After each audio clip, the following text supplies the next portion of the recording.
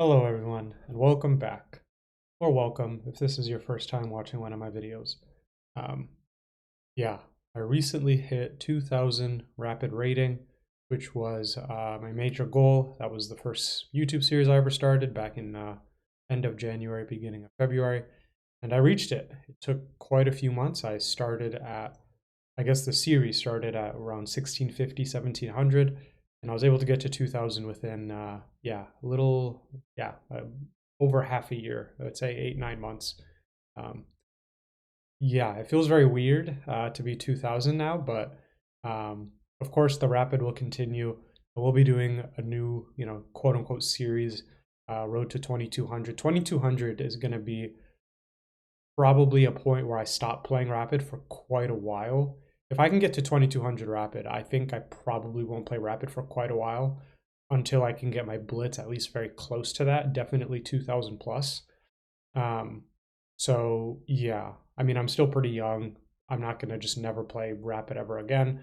It's just 2200 is a very nice goal to hit.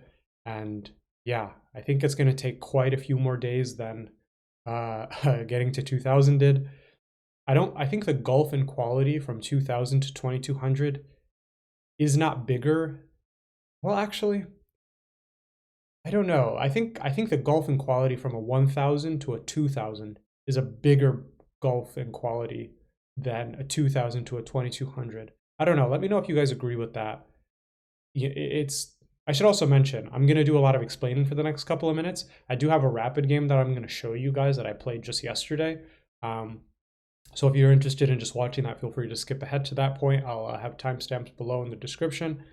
But yeah, I don't know, but I still think it's going to take a lot of time, especially with someone with my time usage problems and my end game that needs improvement. But yeah, I said a couple of, maybe a month or two ago that I think my ability to find tactics is a 2200 level. I really do think it is 21, 2200 level, but my end games and sometimes my middle game positioning my pieces is not as high. It's maybe more at a 17, 1800 range. So, if you kind of add all that up and divide it, you get 2000. That's not how chess works, but it kind of how it works in my head. So, yeah, those things are, end games are going to be, that's another series that I kind of want to start soon.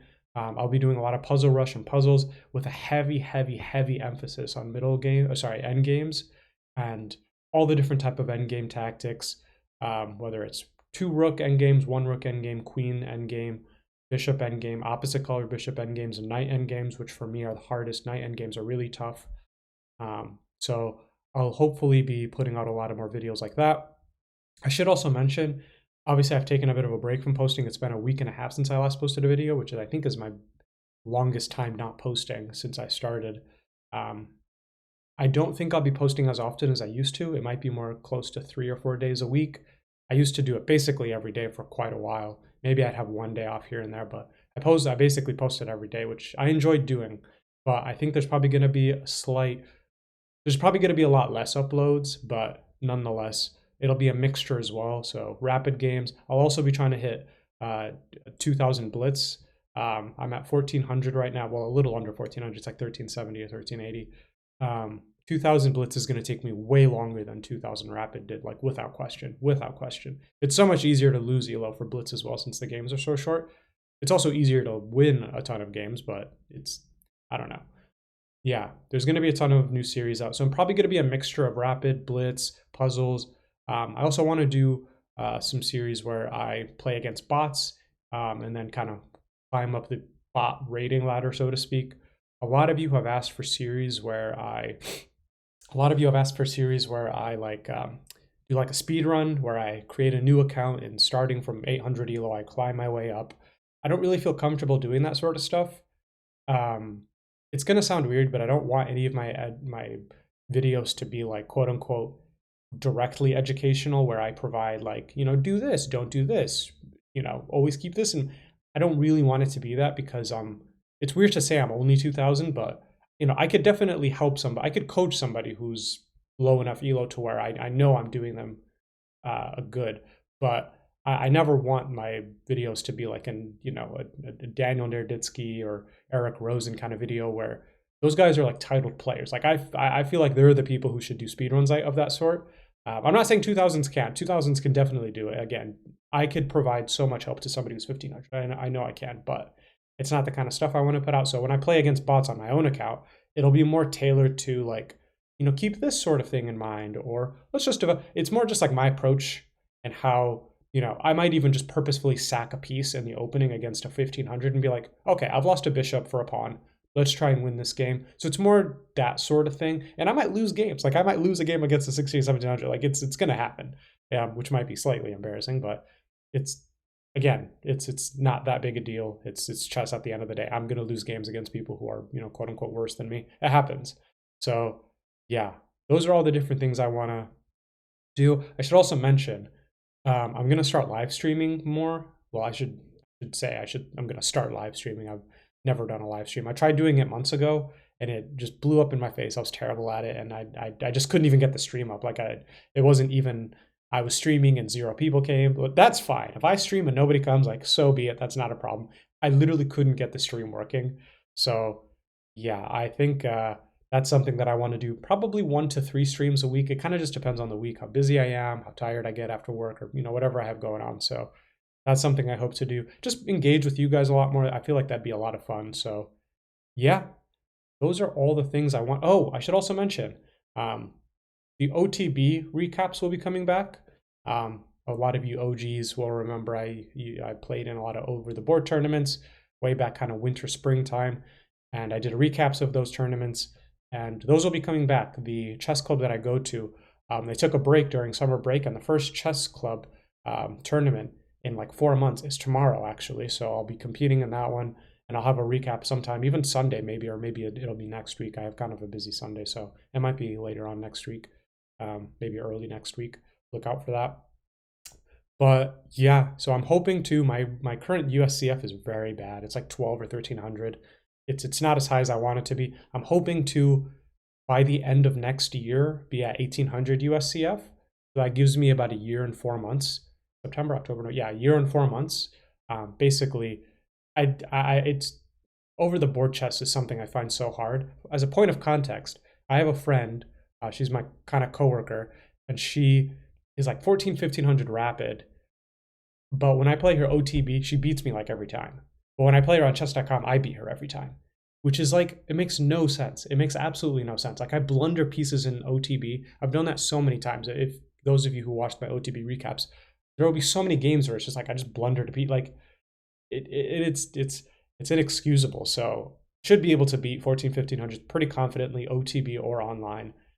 Some reason the view I get when I play games online, it is for everybody. People's online strength is probably higher than their over the board strength. There's a reason for that. You have to go to the place, you have to drive there, you have to be well fed. If it's like a long tournament, you have to sleep well, you have to look your opponent in the eye, shake their hand, and when you blunder, it feels a little bit more humiliating because the person's right in front of you and they caught your blunder. There's a whole psychology behind it that makes OTB so much harder than online chess. Online chess, I've played games drunk and I'm still winning them. Like it's not a big deal, if I blunder and I don't have to look my opponent in the eye, they're on the other side of the world. Like it's not a big deal. And you can jump right into another online game and maybe you get the ELO back, whereas OTB, you have to sit there and you can resign, but you can't really play another game until all the rounds are done, and then you play another person, and there's a whole psychology behind it. So the psychology is something that I really need to figure out. And so yeah, OTB is going to be coming back. I'm going to really enjoy doing though. I really like OTB, even though I need a lot of work on it. But yeah, who knows? Maybe a road to candidate master or national master or something would be something that'd be fun to try and do over a 5-year period. It would genuinely take like 5-6 years to get to a candidate master level, I think, in my current OTB form. So yeah, those are all the things. More rapid to come, more blitz to come, more puzzles to come. I used to do some puzzle videos here and there. I don't do them too often, but I like those I like watching puzzle videos a lot. I really like watching puzzle videos, actually, people doing puzzles. So I'm going to try and do some of those kind of videos against bots. OTB recaps will be coming back. So a wide variety, a plethora of videos, if you will, shall be coming your guys' way. So it's going to be a lot of fun. I'm going to enjoy it. I'm really going to enjoy streaming. I really, really want to kind of interact with you guys in a live format. And on that note, join the Discord. I'm going to be, I don't want to say revamping the Discord. I've kind of failed the Discord. There's like 60 or so members in there, and it's not super lively, which completely comes down to me. I'm going to create some more channels, and one channel, for example, is one where I have people answer a bunch of questions. It's like 8 or 9 questions. I already have them written out. They're very basic. What's your chess.com or Lichess name? What's your rapid, blitz, and bullet rating? What openings do you play as both black and as white? And then what do you think your strengths and weaknesses are? So do you think you're a positional player? You're very good at tactics? Do you like boiling down to endgames because your endgame skills are really good? Are you really good under time pressure? What weaknesses do you have? And all that sort of stuff. And what I hope from that is people will be able to kind of scan through all the people's answers. It'll just be a long form, basically. It won't be a real form. You just type in your answers and then copy and paste them and put them in the chat. So it's just a long thread of people's answers. And you can find somebody who's like, oh, this person's also 1400. They play the London system. I'm really bad at playing the London system, playing against the London system. Let me message them and say, hey, do you want a game or two? And there's also going to be, of course, voice chats where people will be able to jump in to a voice channel. I said voice chats, voice channels, and be able to analyze together. You can even play the games while you guys are talking to each other. I've done that before with people, and it's a lot of fun. So yeah, I'm hoping people can kind of interact more, and I'll definitely be doing the same thing. And whether somebody's 1300, 2000, or 2500, I will be trying to find people I can play against, because there are some openings I really struggle against, like d4. I usually mainline King's Indian or Grunfeld. Maybe I want to try Slav. I used to play Slav a good bit, but I struggled with it. Maybe I want to start playing d4. I don't think so, but who knows? Maybe somebody wants more practice against the Scotch or the Rui Lopez, or an opening that I play, like one of those two, or the Italian. So they message me.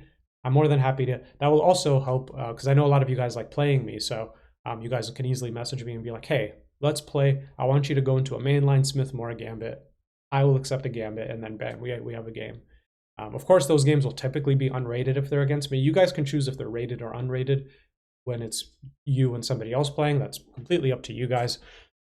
But for me, I think it'll mostly be unrated, unless you're very similar in rating to me, at which point I'm happy to lose or gain rating, even if you're like a 2500 or something.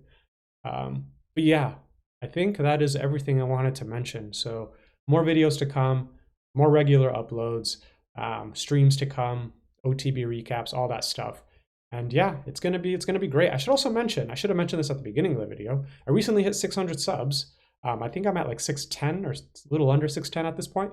Thank you so much to everyone who subbed. I rose in subs a lot since I left, which is kind of funny because you don't expect to get subs when you're not posting any videos, but a lot of you have subbed, which is fantastic. So greatly appreciated.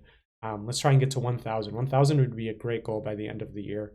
I was looking at the math and the analytics, and getting to 1,000 wouldn't actually be that hard. I think I'm averaging like 70 or 80 subs a month. At least I was at one point. So, 4 more months in the year. Okay, wow, I don't know how to do. Yeah, I'm terrible at math. Jesus. Okay. Well, let's say 900 subs by the end of the year. In any case, thank you so much to everyone who supported me. I couldn't have done 2,000 without you guys. Let me not even go there. I say all that stuff in the previous video. Feel free to check that out if you want to, but 2,000 feels amazing. I hope to climb ever higher, as will you guys. And yeah, let's get into the game recap that I wanted to show you guys. This is a game that I played just yesterday. This is against a 2100. It's the first ever 2100 I've ever faced. They're from Ukraine, Makedonsky Zania. I'm so sorry if I mispronounced their name. I'm terrible at the accents. But I got white. They're black, and I was a little bit nervous because this is the first 2100 I've ever faced, and this is a 10-minute game. Ooh, quickly, let me actually ask you guys. When I do this new series, Road to 2200, I really want to do 10 minutes, but I think I might have to do some 15 plus 10 games as well. It might just be like on a day-to-day basis, depending on how I feel. Let me know what you guys prefer. If you guys like watching more longer games, if you guys like watching more longer games, Jesus Christ. English really isn't my first language.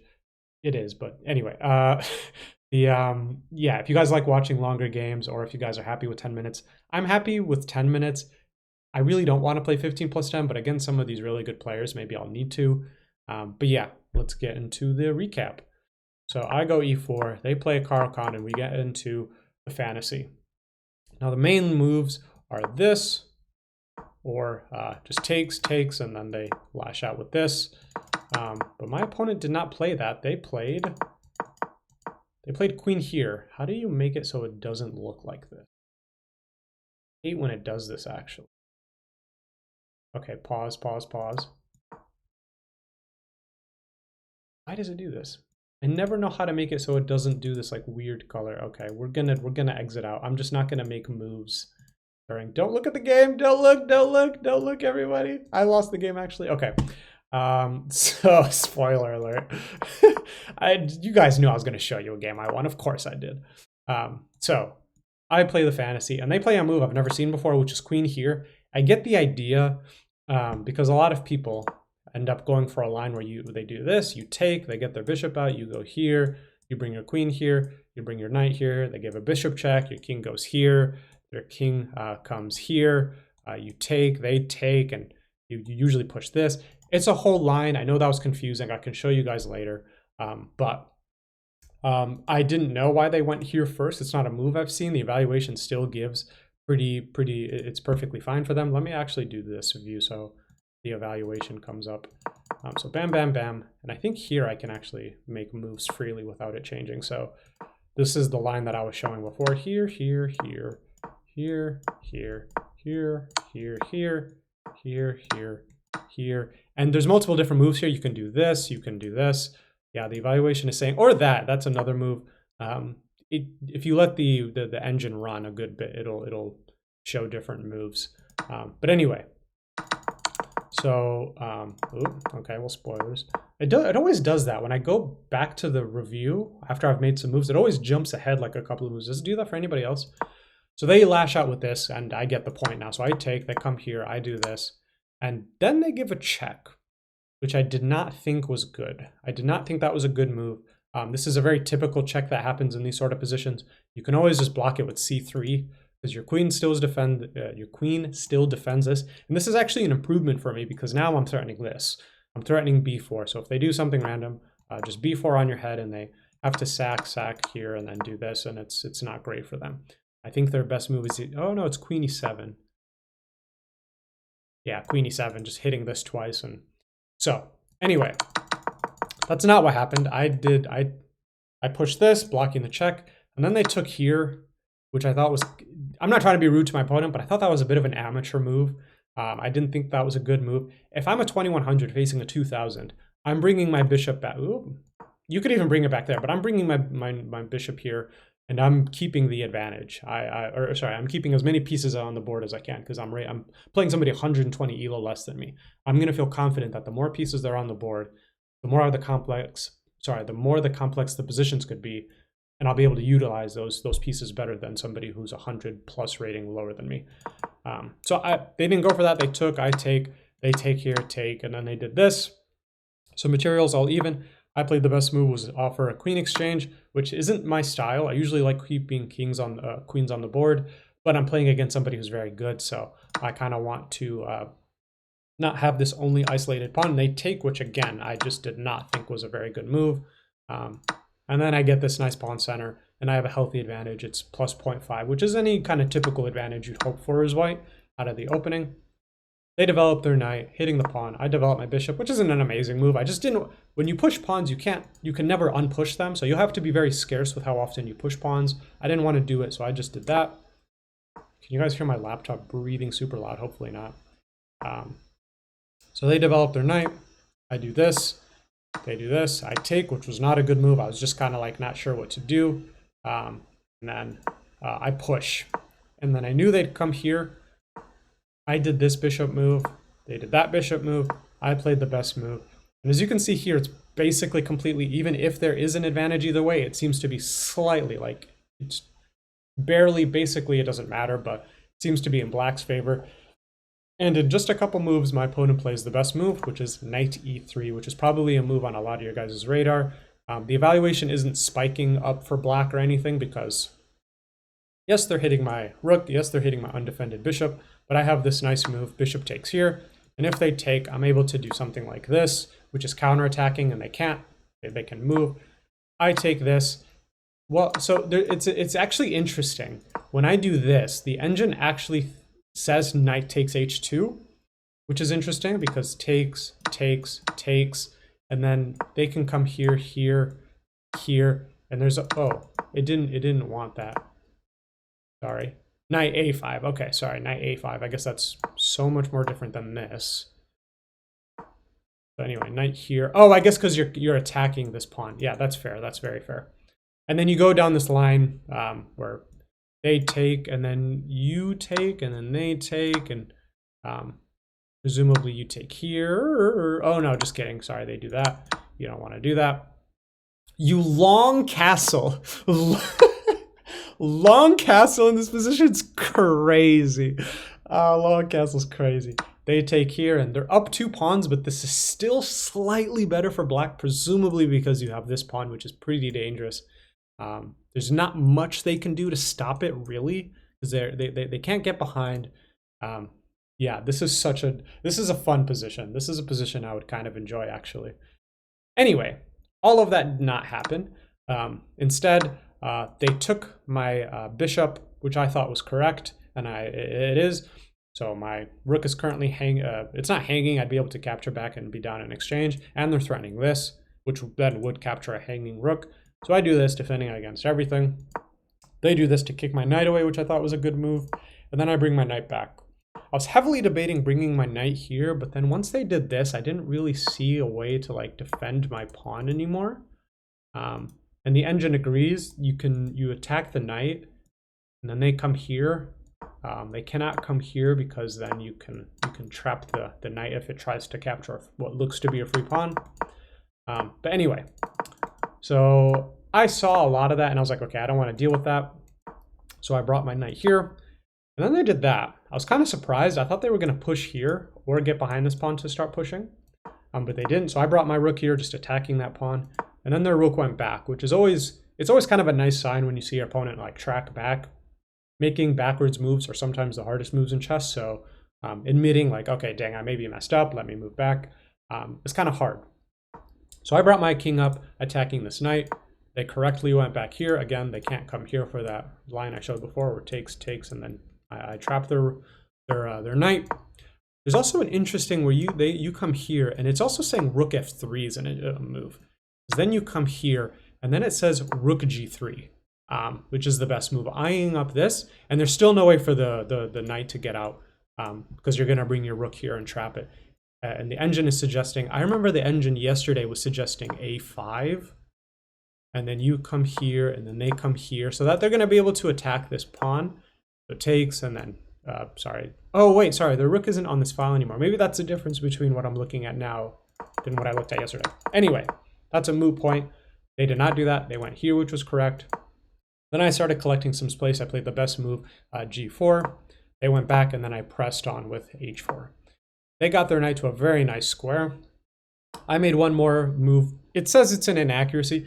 In these kind of positions, unless you like just straight up blunder a piece by doing something like this, where they can capture it, or like this, there's small inaccuracies and mistakes that the engine are going to notice. I feel like this is a very human move to just collect some space on the king side. I'm not trying to mate them by pushing my pawns.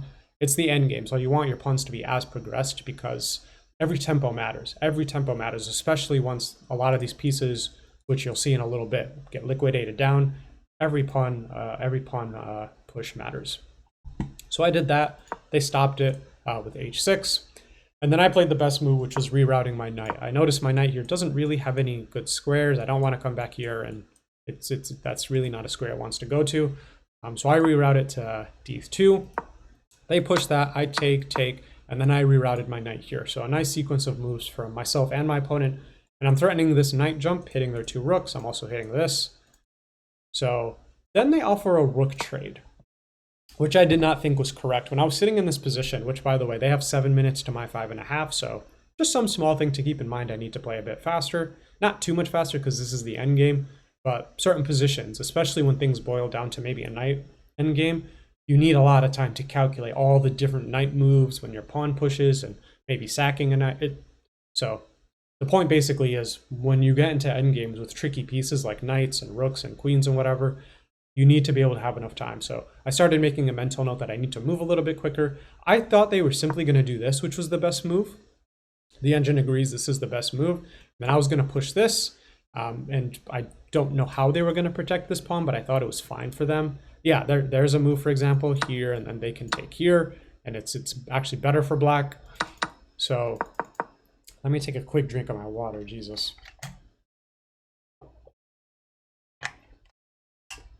Right. So I went there. But then they offered the rook trade in 20 seconds, 25-ish seconds. And I was like, I'll take a cheeky rook trade. It's not the best move, but I'll be able to be up a pawn, which it's going to be hard to stay up a pawn, as you'll see with the sequence, takes, and then they come down here. I gave a check first, which was correct in the game. So I spent 30 seconds and I was thinking, like, could I do something like this? And then they take, and then maybe I could have some kind of mating attack. I couldn't really find anything, but I felt like giving a check was good just to get their king further away from the action, because if it's tucked away here, then it's not being as, it's not participating as much as my king will in the endgame, which is important. So I gave a check, they went here, and then I went here to defend the pawn. So I'm defending the pawn, they can't come here to, give me a check and win this pawn because my knight defends there. So they roll over here, trying to attack my b3 pawn. It says it's an inaccuracy. I thought it was the best move just to try and collect that pawn. So I played the best move. They played this, which I didn't understand in the game, but looking back now, I understand it. It's because they're trying to come here. Come here to hit the a2 pawn, and obviously they couldn't come here because then I would just take. So I hit this pawn. Then they went back here, which again, just a lot of tempos wasted, which is very good for me. I use that tempo to jump my knight in, which isn't the best move. It said, sorry. It said, let me see. What did it want as the best move? So it wanted this, which is very similar in a lot of ways, because the end goal is basically, the end goal is, they went, okay, yeah. The end goal is to get here. The end goal is to basically get here, hit this, defend this, and so on. So I thought that was fine. So I went here, they went here, I pushed here, and then I went here, attacking this pawn and defending this pawn. So I feel like I'm playing this endgame pretty well. Unfortunately, this knight is very good. I can't come here to like x-ray stuff, or not x-ray stuff, but hit this pawn and also x-ray the king, which is always nice. So it's not a big deal. But then they do this, which is the best move, hitting this pawn.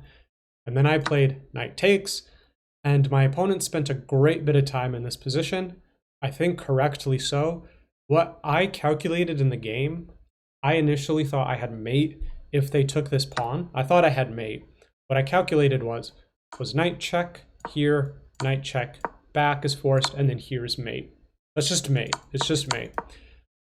But that's only if, when I give this knight check, they come here. I did not see in the game that they could come here, and then here, and they have this square. I did not see that during the game. It's still not that bad.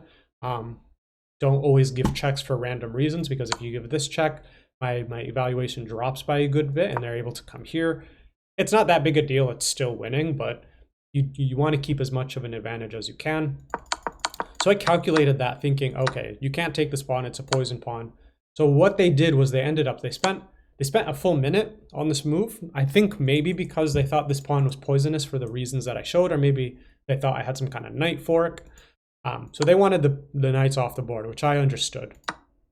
I thought in the game, again, that was the best move, given my knight would be able to help deliver a checkmate. I was incorrect, but they take. And then a lot of these, as you can see, I'm up 2 pawns. I'm not super worried at this point. I feel like I am going to win. So I play a move that isn't best. I thought this was the best move, just attacking this pawn. Maybe it just wants... Oh, king d3. Okay, it wants king d3. Obviously, I'm not able to protect this pawn in any way. I just felt like counterattacking is good to hit this pawn. So they take, I take. They give a check. I come here. They take. And now I'm up just 1 pawn. And I can't defend this pawn, so the material will be equal, but the really crucial thing is, in this position, is that my rook is x-raying the king. That is such an important point, as you'll see here in a second. So I push this, which is the best move, just pushing my pawn. They take, and then I push, and then they give me a check, move, check, move, or sorry, check, move, check, move. And as you can see, my pawn's already on b6 before they're even able to, they don't even move it, before they're able to even move their pawn. If we go back to this position, my pawn has already progressed from b3 to b6 in the time that they pushed one pawn, simply because my rook is x-raying this king and they can't push this pawn once they've collected this one. So here, and they still can't do this. They have to move the rook out of the way, which is why I understood why they gave this check. So I could move, they could do a bunch of forced moves and be able to move the rook so that they can move their pawn. So I did this and they started moving, and then this is just completely winning here. And then these moves are very easy. They come here, hit the rook again, comes here, I queen, takes, and then this is all very simple. I gave a check, did this, threatening mate. They came here, I took, and they resigned. So, first couple games into the 2000s, I played a 2100 and I beat a 2100, the first ever 2100. I have a winning record against 2100s. That is going to be the name of this video, probably. I don't think it will be, but yeah, so it felt very good. That's the highest ever win I've gotten. So yeah, that is the game that I wanted to show you guys. We're at 30 minutes now. I don't think there's much else I wanted to talk about. I might do these sort of things sometimes. I might do them a little bit more quickly than I did this one, because you guys know me, I like to play games offline. I might not do that as much. I was very keen on doing that in the 1900s because I felt like I was so close to 2000 that I didn't want to wait every single day to record a video. And you know, so I felt like I was so close that I could play games offline and it's not a big deal. But now that I am in the 2000s and my goal of 2200 is maybe not eons away, I could win like 10 games in a row and get to 2100. But I might not play as many offline games, quote unquote. But if I do, I'll try and show you guys them, wins or losses. I know this one is a win, a very nice win, but I'll still show you guys losses, especially if my opponents just like play unbelievably crazy good chess or something.